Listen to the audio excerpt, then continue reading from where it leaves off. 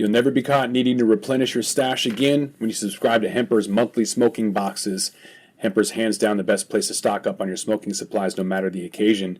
Curated with innovative and hand-selected products to ensure you're getting the absolute highest quality accessories for your smoking experience, Hemper's monthly smoking subscription service provides $100 plus in value for only $40. There's also the convenient options to receive every month, quarterly, semi-annually, or annually, and right now use promo code HEDGE10 to get started and receive 10% off Hemper's box or the XL box at Hemper.com. Lifted Drinks. Join the party, skip the hangover. Created by hemp and cannabis lovers, Lifted is an amazing, tasty, non-alcoholic beverage created to improve any evening in or weekend out. Lifted is 100% hemp cannabis, 100% consistent, 100% of the time. We could ship anywhere in the U.S. Just add ice or mix it with your favorite beverage. Check them out at lifteddrinks.com. That's LYFTED drinks.com. Enter in radio to get a 20% discount at checkout. You must be 21 or over to join the party and skip the hangover.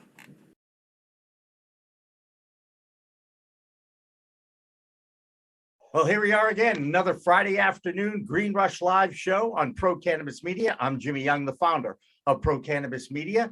And as always, we ask you to like, share, and subscribe, not just to the Green Rush Live show. We're here every Friday at 4 p.m. Eastern, sharp, I might add. But we're here because we want to talk about the business of cannabis. And we always have great guests on the show. And we even have some great guest hosts now that we're rotating in. And one of them is Josh Kincaid from the Talking Hedge. Hello, Josh. Hey, Jimmy. Thanks for having me back on. Absolutely. And I love connecting both coasts. You know that. Josh is in Washington State. I'm in Massachusetts. And yes, we are in mourning today for my basketball team. I'll admit it, but that's the only thing I'm going to say about it. All right. How's that? I'm not going to go into the reasons why, and I'm not going to cry in my leprechaun soup or whatever. Okay. We have plenty of championships in Boston. I feel very satisfied as a sports fan, especially now that I'm no longer a sportscaster and every team wins now. Now, winning is we put those in quotey fingers, right? And that being said, I was very pleased with the season that the Celtics had, even though it ended on a down note. I was kind of hoping and planning for Game 7 on Sunday night. Morgan Fox is with us, and I can see a still. Did he disappear on us for a second? There he is. He's back. All right. Terrific. Morgan Fox from NORML in Washington, D.C. joins us on the third Friday of every month to bring us what's the latest on legalization and what is a lobbyist. Morgan, welcome back to the show. Can you help me, please? Because we are going to be talking about the job of a lobbyist, how lobbyists work, and what are some of the tricks of the trade, I guess it would be. So, Morgan, thanks again for joining us today. Of course. Thanks for having me. All right. So what's your job? My job, encompasses a lot of things, everything from talking to lawmakers to coalition building to communicating with constituents of lawmakers that are important for swinging to get to supporting votes on, cannabis related issues. But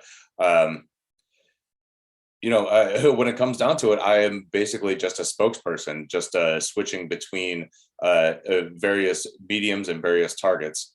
But I wanted to address something that you asked a second ago. What is a lobbyist? Right. And I think that that's a really important question because a lobbyist is anybody who talks to their lawmakers about what they want to see happen. And citizen lobbying is one of the unsung strengths of our democracy and something that is vitally important to changing the way things are and getting rid of bad laws and instituting good ones. And I think that there are a lot of people out there that they hear that term and it's kind of daunting to them, or they think that it's something that it is done by like unscrupulous people in back rooms, throughout the country, or in the dark heart of Washington. But any single person that contacts their lawmakers and tells them what they think and how they want them to vote is a lobbyist. And for grassroots efforts like ending cannabis prohibition, citizen lobbyists, the individuals that actually reach out to their lawmakers and tell them what they think and what they want them to support, are absolutely vital. And honestly, they don't get the credit that they deserve. Yeah, I have some thoughts about that, certainly. Josh, I'd like to offer you the first question to Morgan. And yes, we will be talking about what Merrick Garland, the Attorney General, said today. But that'll be coming. I know I knew you'd be happy about that. And yes, I'm very much aware of what he said today. But Josh, go ahead. You can ask Morgan whatever you need to. Just jumping off that last point about what a lobbyist is, if you can clarify, because there's different definitions globally, right? So wondering if lobbying is a necessary evil. When you look at the lobbyists in the US look at it as a normal thing, but when somebody in Japan does it, they call it graft. And graft is a form of political corruption defined as an unscrupulous use of political authority for personal gain. Nancy Pelosi probably knows a lot about that, but maybe you can explain the difference between lobbying in the US. How is that different from graft? Well, I mean, by definition, lobbying in the US is just talking to your lawmakers. Now, what that exactly looks like, it can run the gamut. Whether it's like a single citizen lobbyist talking to their lawmakers, or it's a mega corporation dumping millions of dollars into a campaign for somebody. So I mean, there's a lot of wiggle room in that definition in terms of how it looks in this country. And clearly, we have seen in the cannabis issue a lot of that on all sides of the spectrum. Unfortunately, or maybe fortunately, actually, the folks that are dumping tons of money into professional lobbying aren't always effective on this issue. You see big MSOs and groups that represent alcohol and tobacco groups that are starting to get more involved in the cannabis space, hiring independent lobbying firms that don't know the first thing about cannabis, as opposed to donating money and resources to the groups that have been doing it for a long time, like NORML or like NCIA or MPP or MCBA. All the groups that have dedicated lobbyists that their job is to just work on this issue and talk to lawmakers and try to sway their opinion. And traditionally, these nonprofits have been, unfortunately, pretty underfunded. And we've seen, I mean, this isn't across the board, but we have seen a lot of instances where, big money operators within the space will hire lobbying firms that, for insane amounts of money, really, that will basically just go to meetings with the advocacy groups and then report back to their clients with what those groups said that they've done, say that they were the ones that did it, and then keep getting those paychecks. Whereas they contribute very little to the actual pushes to change legislation in this country, at least on the federal level. And this has been my experience. And it's not uniform. There are a lot of hired lobbyist organizations out there that do a pretty decent job. But why do that when you can donate resources to the organizations that have been doing this for decades and that actually know the issue, right? It's something that I think that really comes down to a sense of control over the messaging. And whereas like the advocacy groups have very, idealistic and very well thought out plans for how to proceed. And sometimes that doesn't necessarily jive with, the business plans of certain like big market clients. And those groups will generally say like, yes, we really, really appreciate your support, but we're not going to let you run the show because we have a better idea about this than you do because we've done more lobbying than you do. Whereas, hired guns in the lobbying space who may not know anything about cannabis policy whatsoever will frequently just say like, yes, we'll do whatever you want. And we'll leave that up to the imagination just for a second here, because we do have some breaking news, as we like to say in the old newsroom business. I get this marijuana moment. Tom Angel does a great job with this every day. and he seems to have the real pulse of what's going on inside the government and what's happening. And the headline says, Attorney General says Justice Department will address marijuana policy in the days ahead. Morgan, that's good news for you guys. What do you think might come out of this? That's a very interesting question. So just to provide a little bit of context, I actually got that message that was relayed to a senator that I've been speaking with in response to a question for information or a question for response in a recent hearing that was specifically asking when and if, or if and when the DOJ was planning to reinstate officially the Cole and Wilkinson memos, right, which, as your listeners probably know, provided guidance to federal prosecutors not to use DOJ resources to go after anybody, whether it's medical or adult use, that was in compliance with state laws. And the Wilkinson memo was much more directed towards tribal authority. And so the question was very clear, you've stated that these are your policies, but we have yet to see an actual official reinstatement of these as policy. And now let's take a step back. These are policies and not laws. So while they may be guidance and they will provide a lot of assurance to people that they're not going to get messed with by DOJ, they don't have the force of law. However, they do provide a lot of peace of mind for people that are operating under state legal cannabis systems or under tribal systems.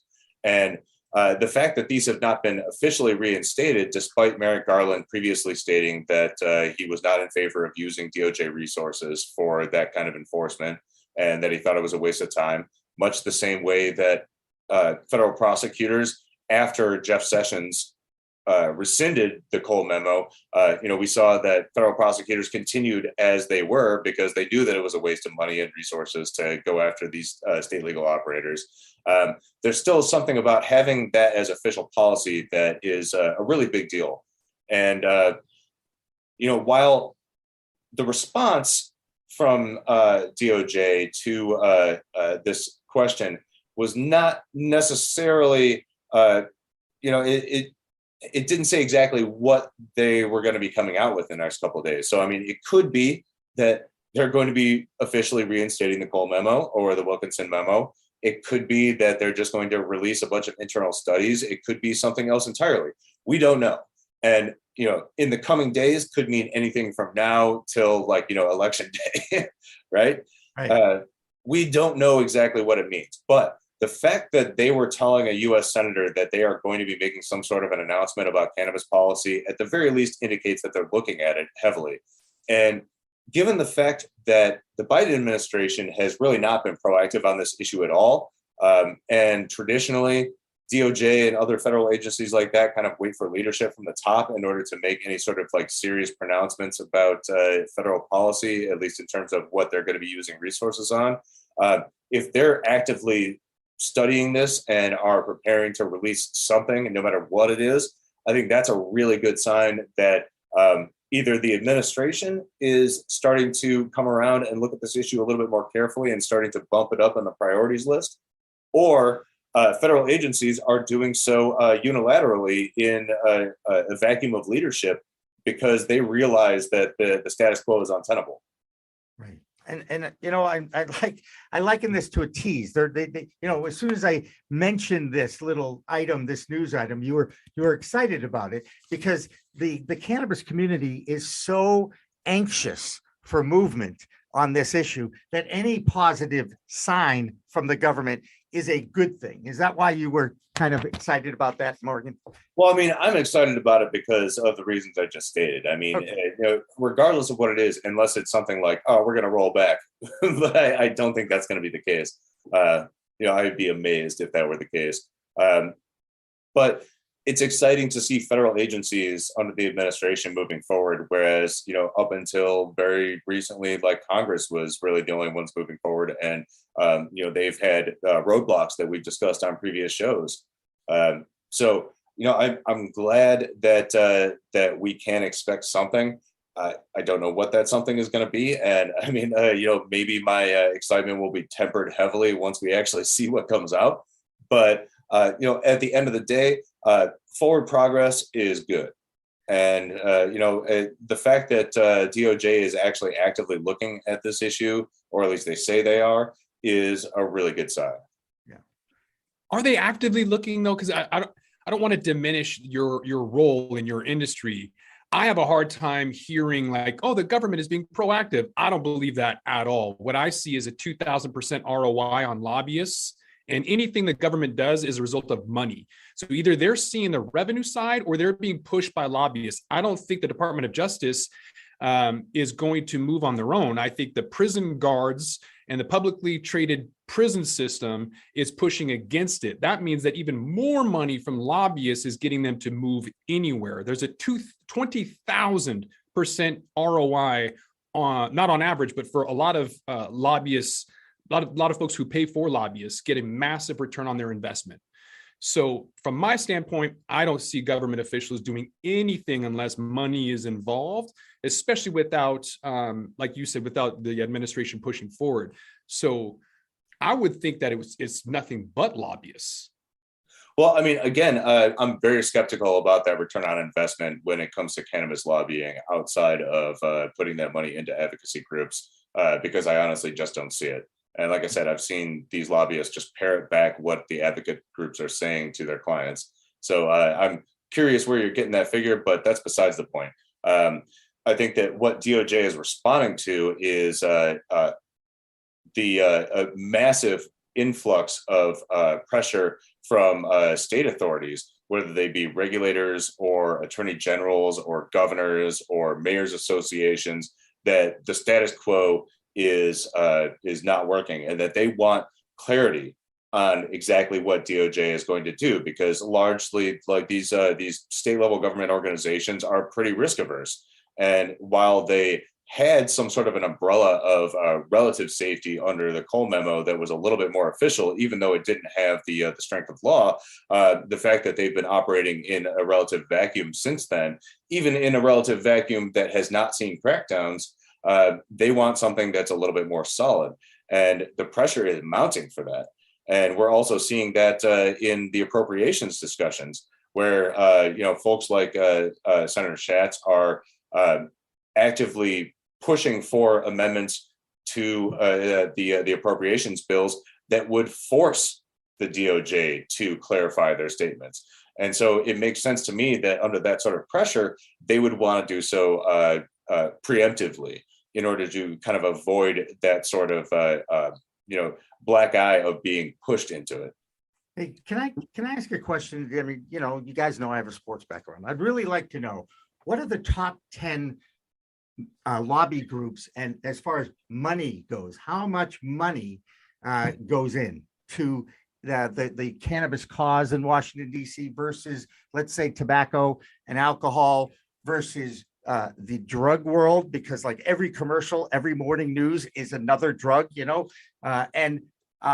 where is cannabis? Are you guys even in the top 10 as far as like money? Look at Josh, he's already saying, no, they're not, Jimmy. Morgan, and so tell me, enlighten me a little bit about where you guys are, because we do know that money is part of our society. It is part of our politics. It always has been. And sure enough, on our comment section, we got a guy saying the MSOs are doing mafia style corporate corruption. Now, they're an easy target, Morgan, the MSOs, I get it, but they still have money and they have gotten this industry off the ground. So again, money does play a big role, whether you're trying to change policy or just operate under a capitalist society. Well, when you're talking about money, and particularly when you're talking about influence, the money that is spent on lobbyists doesn't go to elected officials or to candidates. PAC money goes to them, which is why I think it's really important, and something that has kind of fallen by the wayside when it comes to cannabis policy reform, is that there aren't enough people really giving to PACs that are trying to get pro-cannabis reform electeds or pro-cannabis candidates elected. And likewise to punish people that vote against them by promoting their opponents. So you can dump millions of dollars into lobbying, and the candidates that you're talking to aren't going to see a single dime of that. So I think that people really need to think about exactly how these systems work. So how do they work, Morgan?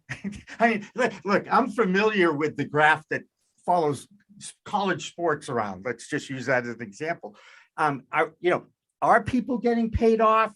Tell me how money dictates policy. Well, I mean, again, cannabis is not a big lobby, either in terms of lobbying expenditure or in terms of PAC or campaign expenditure. It's very, very small. That being said, it has the potential to get a lot bigger if people would be, especially consumers individually, would be more actively involved in politics. Anybody that's ever gotten busted for weed, even if on the local level, should be given at least a couple of bucks to people that are working to stop that from happening, or to return their civil protections that they may have lost because they have a criminal record. Even if it's just $1 or $2. But there is a definite dichotomy between the amount of money that you spend on lobbying efforts, which a lot of it is just making sure that you have smart people that are actively working on the issue and are really talking to lawmakers on a regular basis and providing them with the information that they need to either change their minds or support their supportive positions and help them convince other lawmakers to change their minds, versus money that's going directly to candidates or elected officials, which comes through PACs. There's a huge dichotomy between there that I think a lot of people don't realize. Yeah. Well, this is why we're devoting the next couple hours to this discussion, just to see how I need to be enlightened on how this whole thing works. But I loved your opening comment about citizen lobbyists and taking back the democracy that has been taken away from people. For instance, whenever there's a ballot question, those that are against the ballot question look for a legal reason to knock that ballot question out. And I'm obviously thinking about the governor from South Dakota on this one. How, as a citizen journalist or a citizen lobbyist, a citizen lobbyist, how do I pick up the phone and call Kristi Noem and tell her what an absolute idiotic thing that she just did? I mean, I can't do that. She doesn't give a damn what I think in Massachusetts. I'm never going to vote for her. Do I call people in her district and try to convince them to make that call? So at a very basic level, constituent outreach to lawmakers you can do through either their individual web pages. They all have forms, and they also have phone numbers for both their district and their local offices. So you can just call them up and strike up a conversation. And they really do take constituent outreach seriously, to greater or lesser extents. And I'll be honest, there are lawmakers that I've tried to get in touch with that are just straight up if you're not a constituent, I'm not interested. But what some of organizations like NORML do are we provide people with tools to be able to activate themselves as constituent lobbyists a lot easier. We provide forms for them to be able to contact their lawmakers very easily. We provide pre-written letters that then they can tweak to their needs. We let them know when is the best time to hit them on various things and provide them with the contact information. But at very base level, all you got to do is pick up the phone or write an email or fill out a contact form. And, while one voice might not be enough to bend the needle, when you get enough people together, then it's saying the exact same thing or saying something similar, they really start to take notice. And they take notice a whole lot more if they're hearing from actual constituents whose votes they need than from, various activists around the country, right? So just the fact that they depend on your vote makes you a valuable resource to them. And the fact that you have a connection to them because of that locality and because you know things about where they're from and where they're representing that they probably do as well, means that they're more likely to listen to you. Sometimes, it takes a lot of people saying that same thing to actually make any difference. But, at the very least, that's what democracy is all about. You have an ability to contact your representatives and make sure that they're actually representing what you think.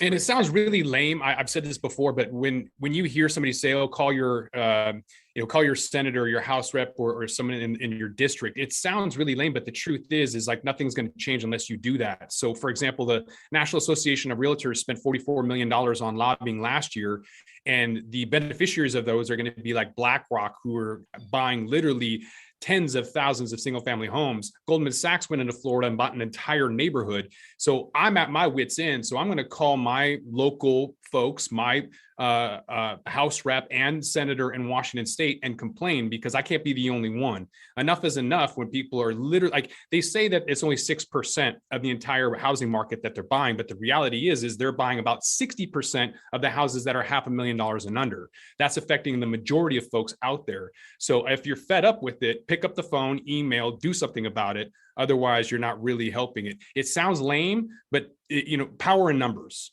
You're absolutely right. I mean, perfect example. NORML doesn't spend a ton of money on lobbying. We're kind of a grassroots bootstraps organization, but we have a lot of followers and a lot of outreach. So I can call a congressional office a dozen times and they won't necessarily set up a meeting with me.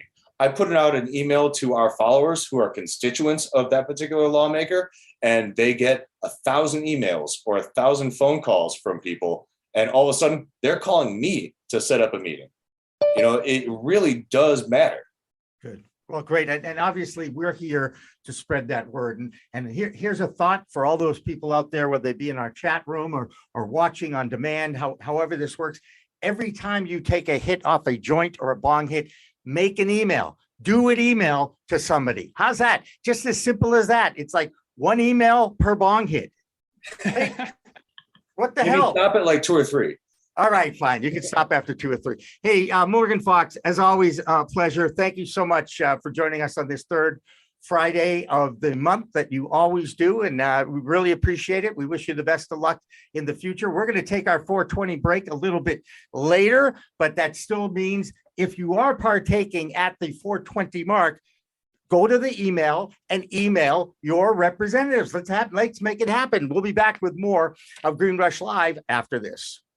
Don't forget to smash that like button on your way out and check out these other videos that we've got.